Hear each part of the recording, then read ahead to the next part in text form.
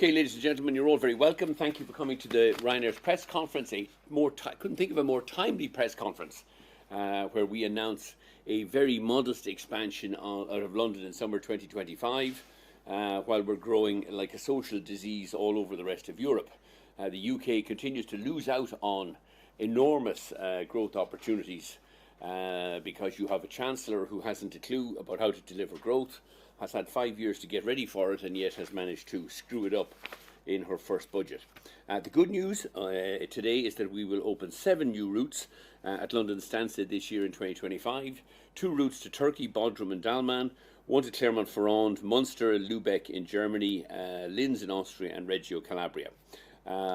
We have a quick slide presentation and then and I will deal with the Chancellor's remarks as we work our way through the presentation this morning. So, Ryanair, as you know, is the UK's beloved airline. We're number 1 for lowest fares, number 1 for traffic, number 1 for coverage and choice, number 1 for on-time flights and the fewest cancellations and all the other wonderful stuff.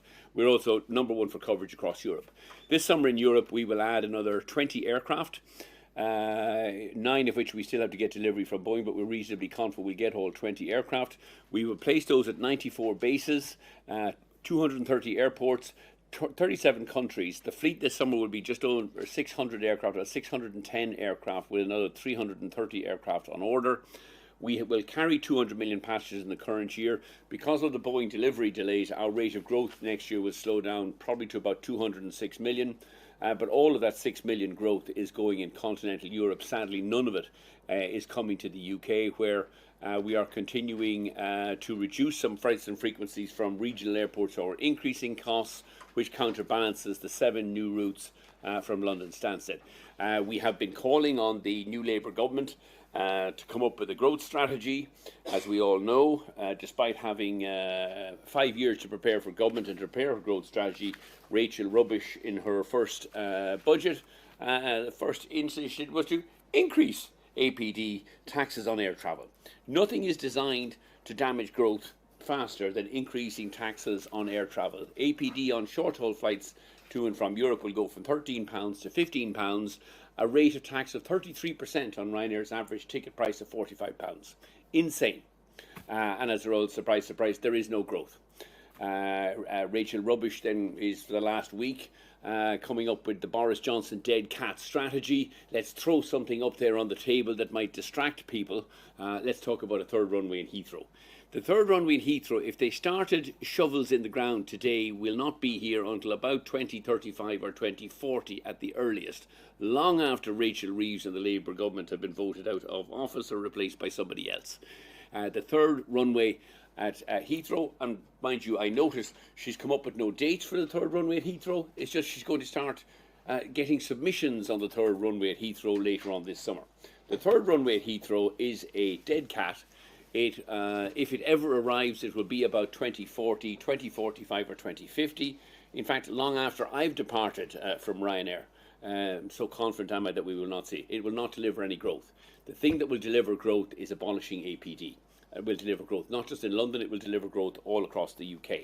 And that is the point I've made both directly in writing to Rachel Rubbish and the Treasury, but they seem determined to pursue a strategy that will deliver no growth. Ryanair has the lowest costs in Europe, way below every other airline, which is why we are the only airline in Europe that has dramatically grown our pre-COVID traffic. Pre-COVID, we were carrying 148 million passengers a year. This year, ended in March, we'll be at 200 million, and next year, including summer 25, will rise to 206 million passengers. Current developments, so we're seeing very strong post-COVID recovery.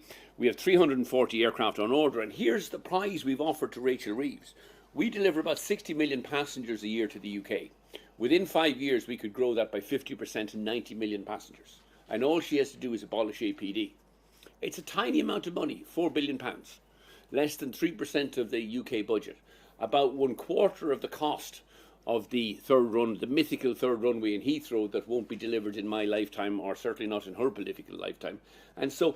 But scrapping APD would deliver growth not just into London, but across the regions of the UK, and it would be immediate. It would be this summer, it would be next winter, it would be the summer after. The airlines would respond by putting massive amount of incremental capacity into existing airports across London, Stansted and Luton, and the regions, Manchester, Gatwick, Manchester, Edinburgh, Glasgow, Bristol, Birmingham, all over the UK, and you can turn that tap on this year. And yet all they're holding a press conference, wittering on about starting consultation on the mythical dead cat known as the third runway in Heathrow. We're making market share gains across the UK, which isn't hard when everybody else is taking capacity out of the UK in response to these APD increases. The Draghi report has helpfully in Europe called for more competitive EU aviation. We need something similar in the UK, and it's not going to be delivered by a dead cat like the third runway at Heathrow. We need reform of air traffic control. NATS here is a shambles. It is incompetent, it is inefficient, it is understaffed. They need to fully staff the first wave of flights, particularly on Saturdays and weekends in the summer. And the government should be demanding that they protect overflights to Europe when the French are engaged in recreational striking on a regular basis during the summer. The critical thing to deliver growth in UK economy, UK aviation, is abolish APD, and do it now. Stop penalising UK citizens. The immediate beneficiary would be UK families going on holidays. 15 quid per ticket, a family of 4 would save 60 quid. You're putting money right back into people's pockets. You're delivering an enormous growth boost to the UK economy and to the regions of the UK as well as London. And yet all she can come up with 8 months into her government career is, we'll start consulting again on a third runway at Heathrow. Woo! Rubbish, which is why what we think of it. Sweden, Hungary, 3 Italian regions, Veneto, Giulia, Reggio Calabria, and the one that has Pescara in it, Abruzzo, have abolished the municipal tax this year. So governments across Europe are scrapping these taxes. They get it. They get it that the way to deliver growth is abolish these stupid and penal taxes. The UK government, if it really wants to restore competitiveness, if it really wants to deliver growth, simple, abolish APD. I wrote a letter to the Rachel Reeves on the 2nd of December, calling on her, if she was serious about delivering growth, abolish APD. I get a letter back this week from some dopey junior minister, James Murray, who's the Exchequer Secretary to the Treasury. He helpfully told me that actually the rate of APD increase is only going up by £2 for those flying short-haul economy. That is 1% of an average airfare. £2 is 1% of an average short-haul economy low fare. I don't know what fucking airline this dopey git actually flies on that has economy airfares of £200. But the £2 is not 1% of an average airfare. But it probably shows you just how out of touch Her Majesty's Treasury are with fucking reality. The average fare, economy fare on, we only have economy, the average fare on Ryanair last year in the UK was £44 sterling. APD is currently £13 going to £15, and that is a penal rate of tax and something that should be abolished straight away. If Rachel Rubbish is serious about delivering growth, abolish aviation tax. We don't mind if she comes up with the third runway in Heathrow, although please understand it won't be delivered until 2040 or 2050 at the earliest. But at least while you're waiting for that dead cow to breathe life into that dead cat, can you please abolish APD and then allow us to get on with delivering real growth? We promised her in writing that actually if she abolishes APD, Ryanair would take its traffic from 60 million passengers in the UK to 90 million within 4 years. 50% growth. And that growth would be spread across airports across the UK. And all we get back was some dopey minister writing to us, oh, it's only gone up by 2 quid, and that's only 1% of a €200 average short-haul economy airfare. That's how fucking out of touch these people are with reality. In the UK, we have 22 airports, 13 bases, and look at the impact that you could have here if dopey Rachel would actually scrap APD. You're not just talking about growth in London, you're talking about growth in Bristol, Cardiff, Birmingham, Liverpool, Manchester, Newcastle, Edinburgh. You're putting money back in people's pockets, hard-pressed families, going on holidays, visitors coming to the UK suddenly getting a benefit of 13 or 15 pounds in their pocket. You would absolutely engineer, you would absolutely dramatically, sorry, You would put a rocket under growth here, not just in air traffic and tourism, but spending in the regions, visitors coming to the regions, spending. You'd put a rocket growth under hotels, restaurants, entertainment facilities all over the UK. And it can be done today, tomorrow. We don't have to wait till 20, 30 or 40. And nor do you need to have worry about what Sir Sadiq Khan thinks about it either, when he has an occasional thought in his very small brain. So in the UK, we have 120 aircraft based here, an investment of 12 billion. We're operating 645 routes. We have just under 60 million passengers a year, and we believe we could grow that by 50% in the next 4 years. 30 million additional passengers coming to the UK. All you got to do is scrap APD. In Stansted in 2025, so we have 49 based aircraft, one new aircraft here. It's an investment of 5 billion. We're doing 171 routes, 7 new routes, some extra flights on existing routes, and we will grow Stansted traffic this year by about 5%. That's the slowest rate of growth we've had at Stansted in about 20 years. In Luton, again, 7 based aircraft, 700 million invested, 31 routes and some extra flights. And in Gatwick, there's no real growth at all, but Gatwick is small for us. APD damages UK growth. Rachel Reeves spent 5 years in as opposition spokesperson on finance. They went on elections, growth, and the first thing she did in her first budget was increase APD. No idea how to deliver growth. She has no fucking clue how to deliver growth. But she's able to distract everybody today with a press conference. I'm now behind the third runway in Heathrow, which might, if you were very lucky, get delivered by about 2040 or 2050. Long after my lifetime, sadly, certainly long after my career in Ryanair. I'm told EasyJet have announced that they'll move to Heathrow in 2040 or 2050 when the third runway eventually opens. This is not going to deliver growth. Not this year, not in the life of the current government, not even in the life of the next government after this government. The only thing that will deliver real serious growth in aviation, in tourism, and particularly in the economy, not just for London but the regions, is abolish APD. Cost just 4 billion a year. And it would be self-financing with the surge in growth, employment, jobs in the tourism industry across not just London but the regions as well. Low-cost traffic essential for regional tourism. We put those flights back into those regional airports that have the capacity. They are able to deliver that growth today without having to worry about a third runway in Heathrow or moving the M25 to create the space to build the third runway in Heathrow. Heathrow and Gatwick runways won't grow until the mid-2030s or 2040. Now, we don't object to additional runways. If you build them, fine. It's just they won't be here for 10 or 15 years. And what's Rachel Rubbish going to do between now and then for growth? Abolish APD. Ryanair will deliver record growth if she scraps APD. In fact, we've committed to growing our traffic in the UK by 50% from 60 to 90 million within 4 years if she abolishes APD. Here's our growth proposal. Scrap APD on all flights, and we'll deliver by we've gone to 90 million passengers. That's a 50% growth. 10,000 more Ryanair and support jobs. 30 new aircraft based here. That's 3 billion investment at UK airports. Almost the entire cost, or the 4 billion cost of abolishing APD. Scrap APD and see a surge in traffic, jobs and tourism growth, and not just in London or the southeast, but right across the regions of the UK and in Northern Ireland as well. Runways at Heathrow and Gatwick won't grow until 2030, 2035, 2040, or maybe even 2050 as well. In summary, we are the number one airline. We have the lowest fares and more choice. We are the only airline that has a real plan for delivering growth here in the next 4 years. We are also the only airline that has the aircraft orders to be able to deliver this growth in the UK. You are not getting this growth if the only strategy you have is to talk or waffle on about a third runway at Heathrow for the next 10 or 15 years. You can deliver this growth now, and the Treasury has it within their capacity to do it now. Abolish APD. And don't wait another week, another month, another year. Do it today. And then stand back and watch the growth come, not just from Ryanair, but from all of the UK airlines. And to celebrate, I'm sure we have a seat sale, $29.99. Even our seat sale fares have gone up in the last couple of years for the $24.99 to sell as we celebrate our schedule in the UK.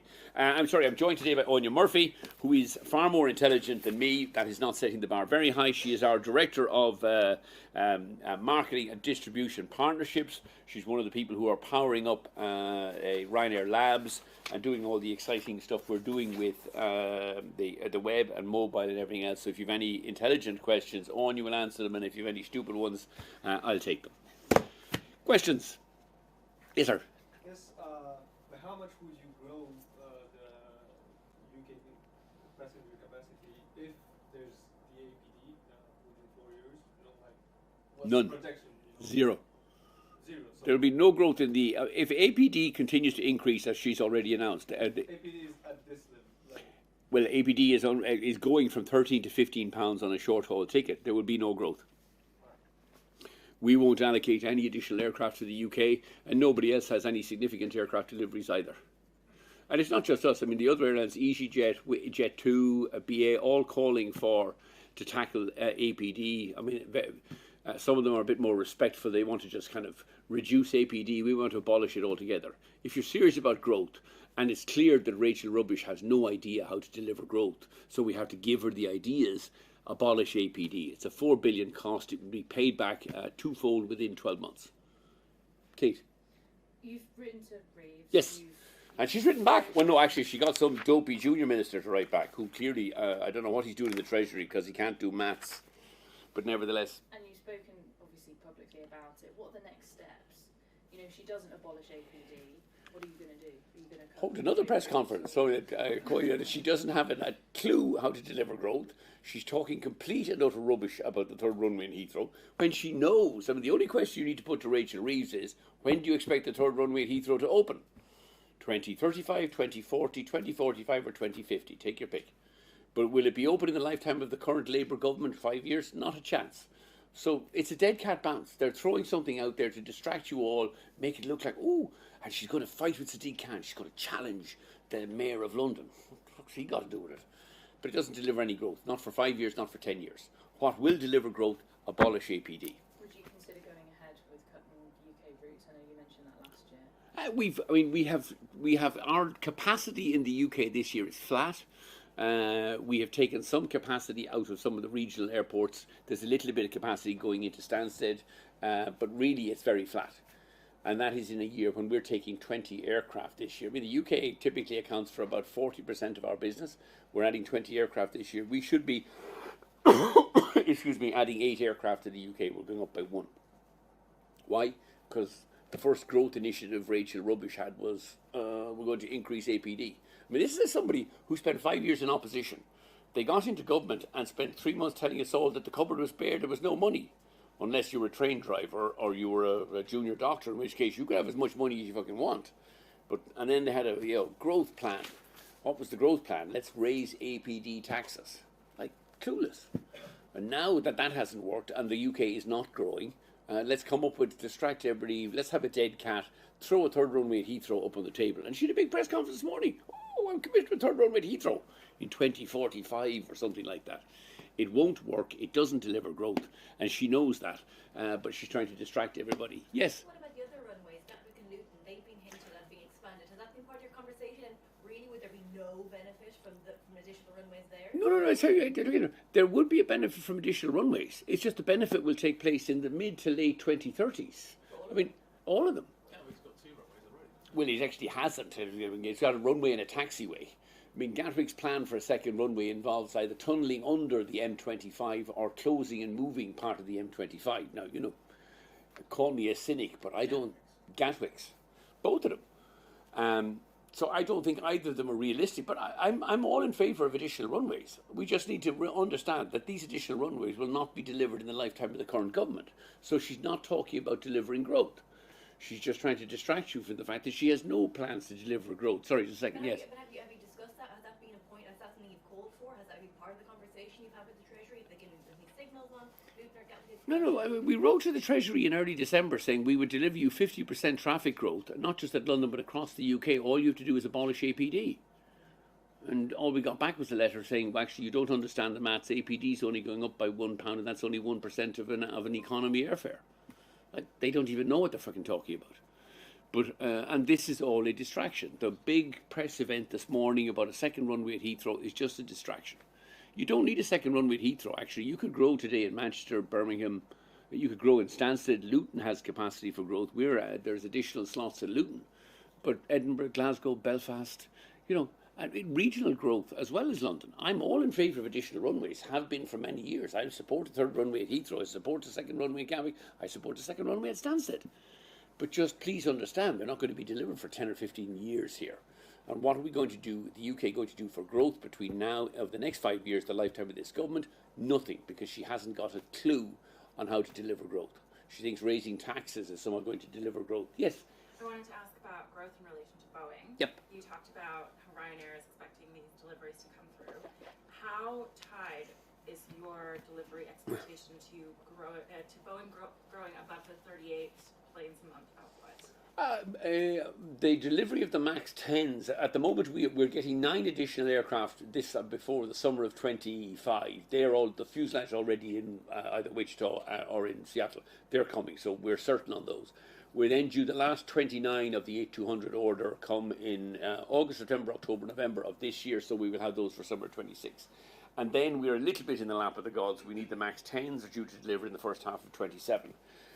So those deliveries are dependent on Boeing getting monthly production up to 38 by the end of this summer, and then getting permission from the FAA to go up to 42.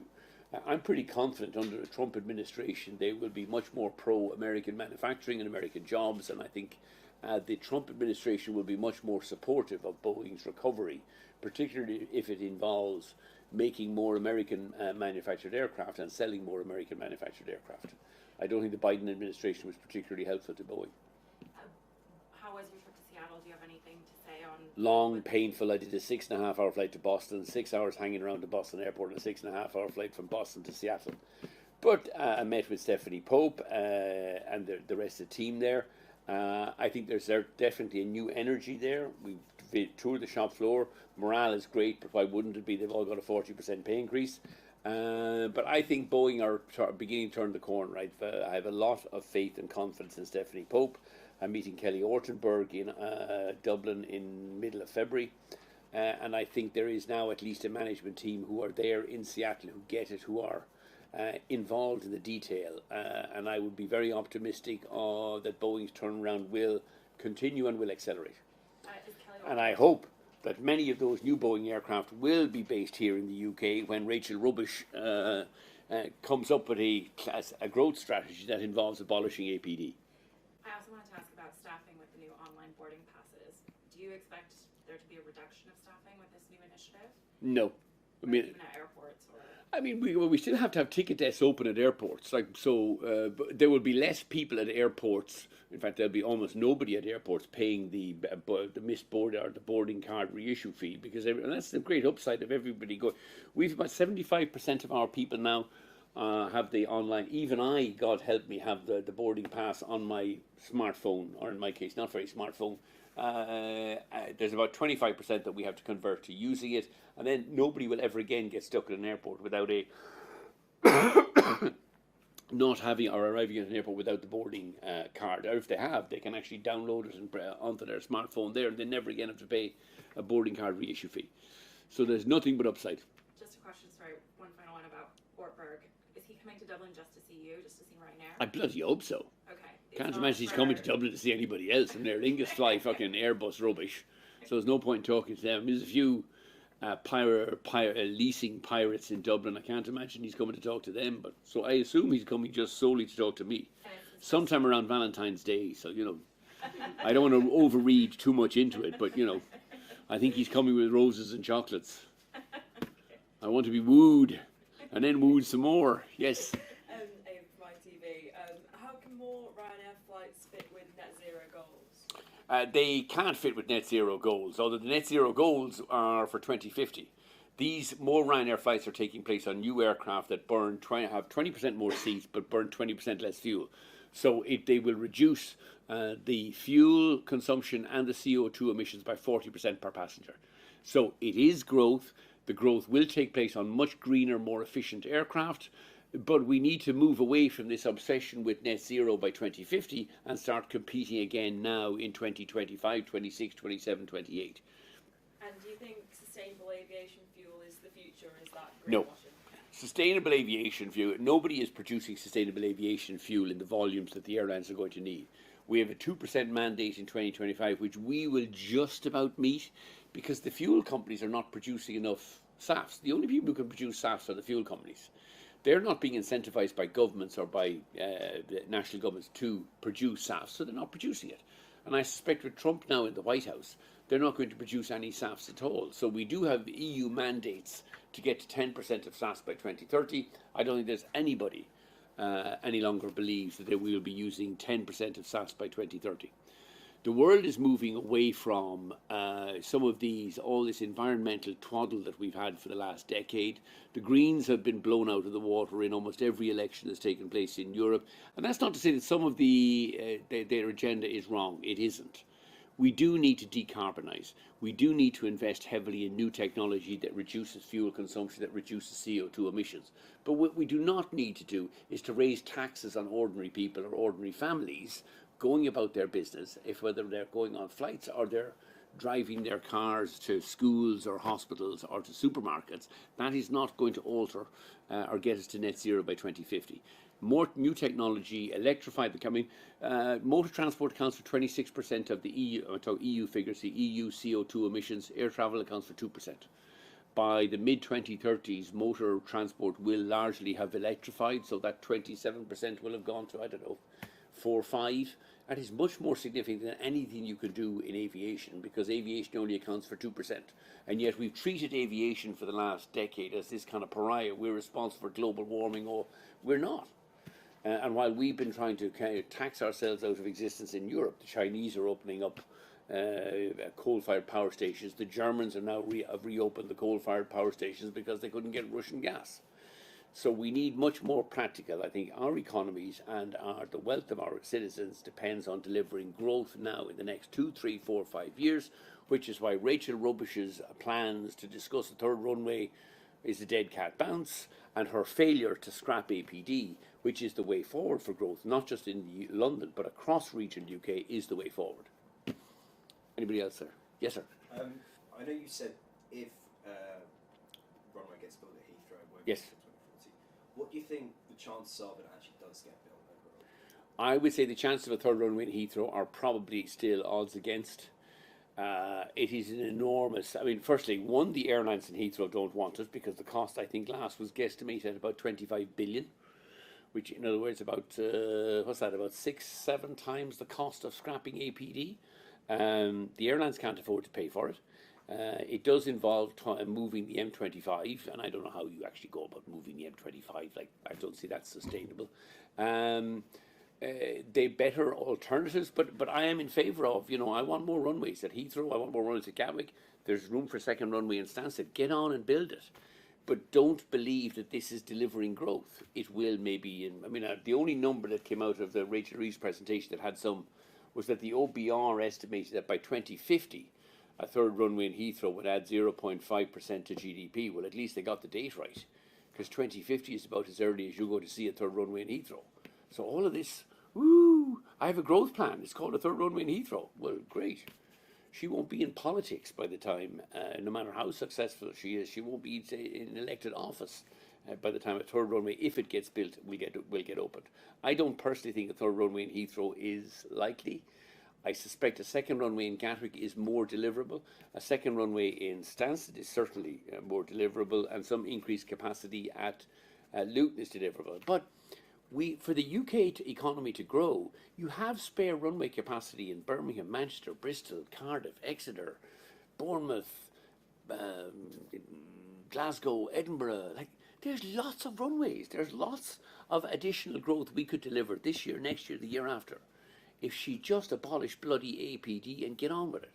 But she hasn't got either the wit or the bravery to do this. She's not really serious about delivering growth. She's waffling on, trying to distract everybody by throwing a dead cat like a third runway at Heathrow up on the table. And as far as I can tell from the media in the UK this morning, you're all falling for it. Yes, sorry, we'll start here and back to Kate. Going back to the US. Oh, Jesus. This is a fucking UK. I know. Trump will take care of the US. We need to take care of the UK. Have you had any interactions with the Trump administration? Have you been talking to them at all? Jesus, no. Boeing's future. Do you plan on talking to them or lobbying them? Not particularly. I have no business. I've talked to Trump in the past when he invested in the hotel up in Turnberry and in Doonbeg. He called me looking for more flights into Shannon and to Prestwick. So he's well aware of Ryanair. I think Ryanair is one of the key calling cards for the Irish government when they start opening trade talks with the Trump administration. He wants to know, what are you doing for what are you?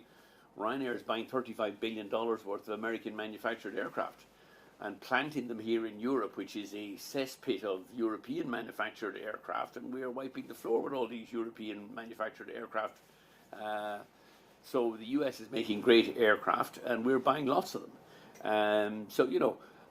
I think that's one of the Irish government's key calling cards is look at how much American aircraft Ryanair is buying, which might get them about that cover the first 10 seconds of their trade negotiations with the Trump administration.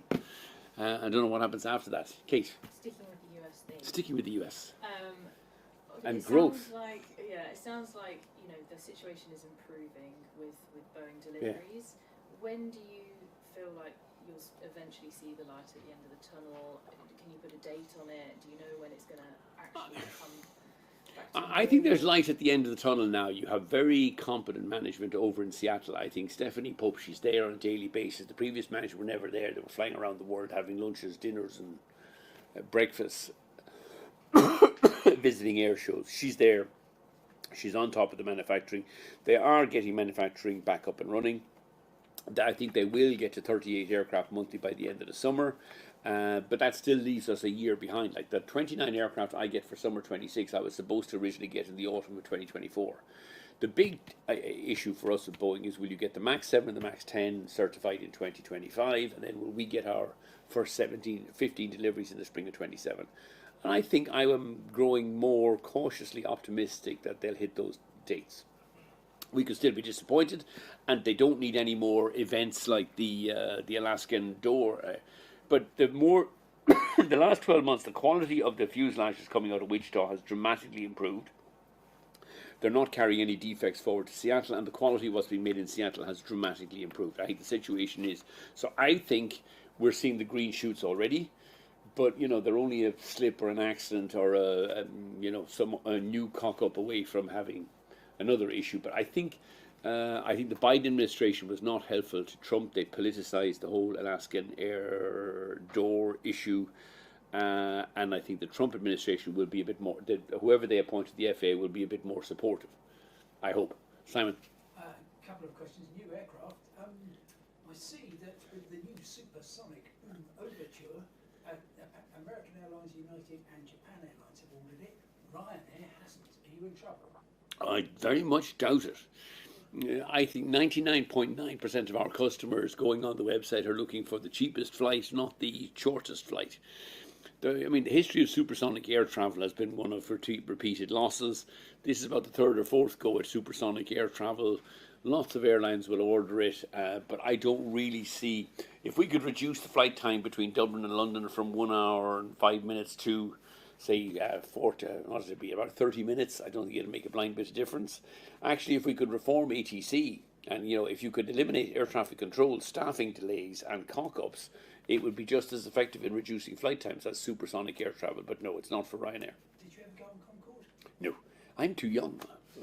I was too poor and too young. If I may ask about airports. Yes. So there will be more slots becoming available, we think, at Gatwick. Would you go for those? And just for the record, you are not going to be fighting EasyJet for slots at Heathrow. I'm not sure EasyJet will still be around as an independent airline when the third runway at Heathrow opens up. If it ever opens up in 2045 or 2050, EasyJet will at that stage be a subsidiary of either BA or Air France, probably in the lifetime of the current Labour government. The other, would I be looking for? So, we would certainly look at Gatwick. We fly, I think, 5 routes in and out of Gatwick. It is an expensive airport, though. It is an airport where the airlines tend to be price takers. I would be much keener on continuing to grow at Stansted, which is a much more cost-efficient airline than airport than Gatwick. But I think we would certainly look to put additional capacity into Gatwick. But our proposal to Rachel Reeves, which was to double our traffic over the next 5 years, wasn't based on getting slots in Gatwick or Heathrow. We can do that at all of the existing airports we currently fly to: Stansted, Luton, Manchester, Birmingham, Liverpool, you name it, Bristol, And that growth is available to the Rachel Reeves and the UK government today. You can have that growth, not this summer because of the schedule, but We could start this winter, summer of 26, winter of 26, summer of 27, winter of 27. Here's growth that you can have. All you've got to do is abolish APD. And you send me back a stupid letter and you can't even get the numbers right. You know, a £1 increase in APD is only 1% of an average economy ticket. It just shows either he's never flown or he's certainly never flown with Ryanair. He's obviously a BA customer with their £200 one-way economy airfares. Yes, Simon, sorry. Very, very quick question. Waterford, Southeast Who? England. Oh, yeah. You started flying there, well, not you personally, 1985, 40th anniversary. Will you be going back to celebrate that? Will you be Oh, yeah, that's a question for you. Are we going back to Waterford? Don't think so. There's a nice road up to Dublin. It's not that far away, so there's plenty of flights out of Dublin. See, I told you she was brighter than me. Waterford, with the motorway network in Ireland, sorry for the board of the rest of you, Waterford is about an hour and a half from Dublin Airport. It's within the catchment of Dublin Airport. It's about an hour from Cork Airport. We have said, and there's a bunch of local lunatics there who are determined to get a government grant to build a jet runway. We said if we get a jet runway and there was a low-cost base, i.e. it was free, we might put 1 or 2 flights a day back in there from London, but really it's in the catchment area of Cork and Dublin, and therefore I think it has no commercial future or economic future, but we wish them well. Yes? Can I just follow up on a question that Simon asked? Not on Waterford, surely. Notwithstanding your comments on EasyJet, would you have any interest in getting back into Heathrow? You know, even in 2050, 2040, that's not something. Firstly, we never flew to Heathrow. It's why we have never gone to Heathrow. Heathrow is so incredibly operationally inefficient. When you land at Heathrow, it will take you about an hour and 15 minutes to turn the plane around with all the taxiing around and getting onto stands and getting off stands. We have no interest. Even if it was free, we wouldn't go to Heathrow. Because if we have to take an hour and 50 to turn around a plane, we lose those 2 extra flights per day per aircraft in our operation. So we would never go there, even if it was free. It won't be, because it's owned by a bunch of gazillionaire sovereign wealth funds. And I'm all in favour of sovereign wealth funds when they own and fund Manchester City. But when they're owning and funding airports, frankly, I don't think it makes a lot of difference. We think there's lots of growth, though, available at Gatwick, Luton, and at Stansted and all those other airports. All it needs is Rachel Reeves in the Treasury to come up with an idea. In fact, she doesn't even come up with the idea because we gave it to her on the 2nd of December. She just needs with a stroke of a pen abolish APD and stand back and watch the growth. Wouldn't your need for UK expansion or London area expansion be satisfied at Stansted anyway with the increased capacity that they're going to have there already after that? It would. I mean, when they extend the terminal in Stansted, we could take our traffic at Stansted currently is 20 million. We could go up to 30 million. I mean, that would certainly take care of a lot of our growth. But if they abolished APD, I mean, we would certainly want to grow more. I think we could grow. We've been talking to Gatwick about adding more mid-morning, mid-afternoon inbound flights into Gatwick. We could do that because we have 95 bases elsewhere all over Europe. But we're not that. It's not like we have some geographical expansion plan here in the UK. We need London, or we need Manchester, or we need Bristol. We would like to grow all over the UK. We're going to take delivery of 300 new aircraft from Boeing over the next 8 years, and I would like to deploy 100 of those aircraft back into the UK. But they're not coming here while fucking, some dopey chancellor is raising APD under the mistaken view that it's only a £1 increase is only 1% of the short haul airfare. Does that extend to looking at Doncaster? Oh, Jesus. You're told they're in talks with someone. Well, Doncaster's a hard sell. We used to fly Doncaster. There isn't much of a traffic base there. It's close to Leeds Bradford. Leeds Bradford, again, if it's in the Leeds Bradford catchment area, and Leeds Bradford has grown rapidly with us and Jet2 in the last 5 or 6 years. I think it's a very tough sell for somewhere like Doncaster in the shadow of Leeds Bradford. Do you expect it to properly reopen then, or do you think? I wish, a bit like Waterford, I wish them well, but it's certainly not part of our growth plans in the UK. Which isn't to say we wouldn't put some flights back into Doncaster if APD was scrapped. We certainly would look at it. I mean, if it was the price of scrapping APD, I guarantee you we'd put flights into Doncaster. When Louise Hay was the shadow transport spokesperson, of course, so I met her, briefed her, and one of the questions, what can you do for Doncaster? Not a lot, but if abolish Well, she's APD. from South Yorkshire, right? So Well, I mean, Doncaster was her area of focus, even as shadow spokesperson. You said Dominic. you wouldn't put any more aircraft into the UK, but you are putting one more in the summer. We've taken 2 out of others. Net, there's no increase. And you grew 8% passenger numbers last year. Is that a firm commitment for the future then? Unless APD comes down, no more aircraft in the UK? No, you'd never make that. I mean, firstly, never say never. And, firm commitments are changeable. Like if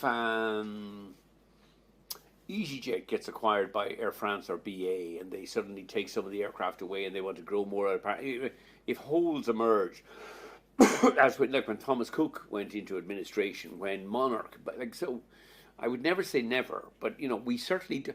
The plan for us for the foreseeable future for the next 2, 3, 4 years is you have countries across Europe, Sweden. I mean, Sweden was the home of Greta fucking Thunberg and badly educated students. They've abolished their aviation tax, €8 a ticket. We're now adding aircraft up in Arlanda and Stockholm and in Sweden this year. Even they get it. Now, a lot of them didn't spend a lot of time in school, so some of them aren't the brightest sandwich in the picnic basket. But if they get it, surely some dopey chancellor here who spent 5 years in opposition thinking about how could we grow the UK economy. I mean, at least when Tony Blair and Gordon Brown got elected, whatever it was, 15, 20 years ago, the first thing they did was give Bank of England independence. They had a plan. She's been talking about growth for the last 5 years and clearly hasn't a rashers what she's talking about. 7 months later, no growth, stagnant economy, raising taxes on labour, raising taxes on air travel for an island on the periphery of Europe, like nutty fucking stuff. But now she's come up with a plan. Third runway in Heathrow by 2050. The GO and the Office for Public, whatever it is. It'll add 0.5% to GNP by 2050. Whoopity-doo. We need a better plan than that. We've given you a plan. We sent it to you in writing on the 2nd of December. Implement it. But otherwise, shut up and stop pretending that a third runway in Heathrow is going to deliver you growth. It isn't. Anybody else? Yes. Given your comments on sustainable aviation fuel and just surpassing the 1.5 degrees target last year, do you really have no concerns about expansion of aviation? Point taken as 2%. Is now really the time for large expansion of the aviation sector? Absolutely. All this aviation is going to take place on aircraft that are about 50% more fuel efficient, 50% less CO2. We can now have growth in aviation with less emissions on a per passenger basis. And aviation only accounts for 2% of Europe's CO2 emissions anyway. But the bizarre thing in Europe, and we were taxing aviation, APD in the UK, in emissions trading system across Europe, we're only taxing short-haul flying. And yet long-haul flights to and from Europe account for 53% of Europe aviation's CO2 emissions, and we exempt them. So we exempt the richest people, the non-Europeans are all exempt, and we're taxing the shit out of Europeans, including the UK, going on short-haul flights and holidays to Spain and Malaga and Greece and whatever else it is. Not that it has any effect on emissions or on, climate change or global warming at all. We have got to get back to being more competitive. I think that one of the reasons the Greens have done so badly in elections all over Europe for the last 18 months is people are pissed off being told they have to pay higher taxes to solve something in 2050. The Chinese are ignoring it. There's fucking Russians invaded Ukraine. They weren't too worried about fucking net zero targets in 2050. 100,000 people are dying on a war in Europe. So let's have less of the net. It's not that we shouldn't decarbonise. We should continue to decarbonise, but we should do it by investing in new technology, not by fucking taxing the shit out of ordinary citizens or ordinary families. And that's the bit that Rachel Rubbish needs to cotton on to. Abolish APD and stand back and watch the growth arrive. Another question there? From the American wing here. But go on. I'm Canadian, but... No, 50-second state. Trump thinks you're American. I know you were already in Brussels earlier, but I wanted to ask about your expectations of European politicians. You talked about how most European airlines use Airbus planes. Yeah. How do you expect that to play out politically? Do you think that the EU has to do more to kind of address the challenges that the US will face? Yes, and I think they will. I think there's a sea change going on in Brussels at the moment. Now, I might be overly optimistic, but you had something like the Draghi report this summer, which highlighted just how inefficient and uncompetitive Europe has been. The Greens have been voted out of the European Parliament, so that whole Green lobby is in retreat. And I think there's a new commission there. I met the Greek Commissioner for Transport, the Irish Commissioner for Justice and Consumer Affairs. I think there's a real dynamism among this new commission to deliver growth, to deliver competitiveness. I think Trump scares the shit out of everybody. And he's going to do things that will be very radical. You know, we're sending back the immigrants to Colombia. The Colombians say, no, you're not. 25% tariffs, 50% tariffs. And lo and behold, the Colombians are offering to fly the illegal, whatever you call them, the illegal alien or illegal immigrants back to Colombia. The only way to deal with Trump is for Europe and the UK to get more efficient. I think the great tragedy of Brexit, and I have been an anti-Brexiteer while I live and breathe, is the UK economy. Fundamentally, the UK economy, if it really does want to grow, it needs an effective trade deal with its largest trading partner, which is the EU. It's nuts, all these, Brexiteer idiots running around, Farage and all, Brexit was right, it's the way it was implemented. It was implemented by the hard Brexiteers. It was implemented by Johnson, Rees-Mogg and all the rest of it. No, we'll have no deal. They were fucking clueless. They never had a plan. So I would want to see the UK have a trade deal with Europe. Europe needs to get much more competitive, and aviation is a good place to start. One of the great successes of the single market in Europe has been deregulation of air travel. We moved away from the old protected flag carriers, bilateral trade agreements, rapaciously high airfares. When I was growing up in Ireland in the 70s, the 60s and 70s, nobody flew. You couldn't afford to fly. We were all on boats, ferries to and from the UK. Now, kids under the age of 30 or 40, kids like her, they've never seen a fucking airfare at 300 and 400 quid unless they work in the UK Treasury, in which case they're paying £200 one-way economy airfares. And that's great.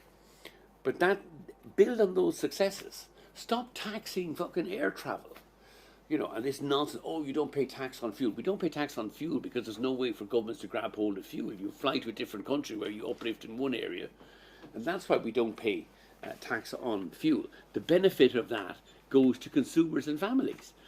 The benefit and the growth benefit of cheap air travel and tourism is spread right across the regions and right across each country. We are one of the great industries that is good at sustaining regional development. And yet, which was the first industry that she decided to raise fucking taxes on in her growth budget 6 months ago? Air travel.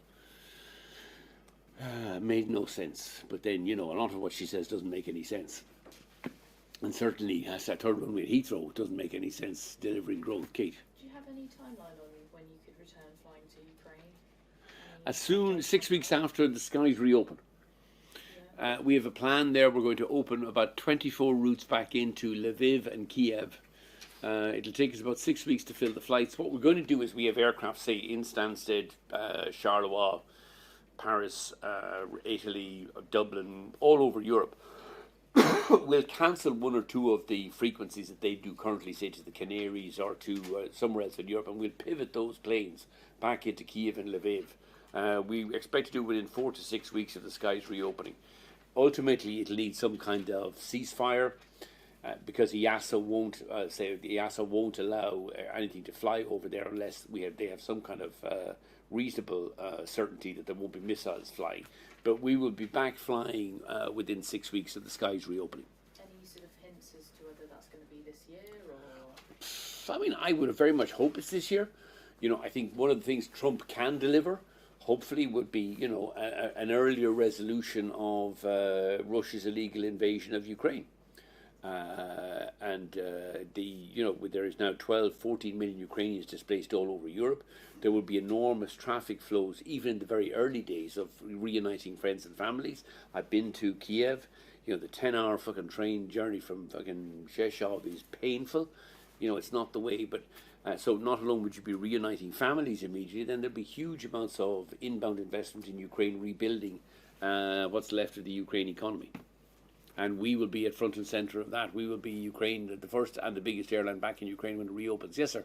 Would you go to Ukrainian airports if there are now Russian airports, like some region No, I mean, look. In reality, the Russians have destroyed some of the Kherson, some of the airports in eastern and in southern and the Donbass have been destroyed. They bombed the shit out of them. So there's no infrastructure there.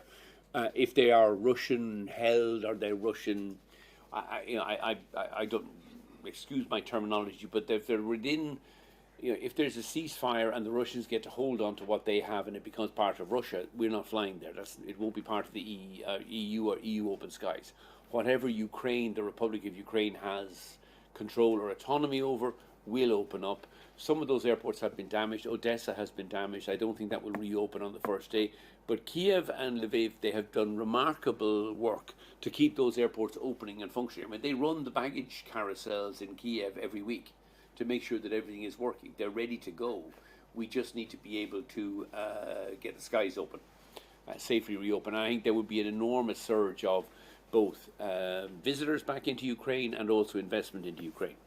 And Ukraine needs all the help and investment support we can give it. Any other questions? Ben, yeah. You're very welcome. Did you say you've been to Kiev? Yeah. And what were you doing there? Were you Meeting the Minister for Infrastructure, met the three airports, Odessa, Kiev, Lviv. We toured around Kiev airport. And we were negotiating or setting out a kind of a radical air transport recovery plan for a post-war Ukraine. When was that? July of last year. Anybody else? Sky, ITV, PA? No? Okay. Thanks very much, everybody. Appreciate your time. And if you're talking to Rachel Reeves, ask her when is the third runway at Heathrow going to open? I think you'll be surprised that if it's not in the next 5 years, and failing that, then ask her why she's not scrapping APD. Thank you very much. I'm doing Bloomberg now. Is that okay? I come back in the second if anybody wants me.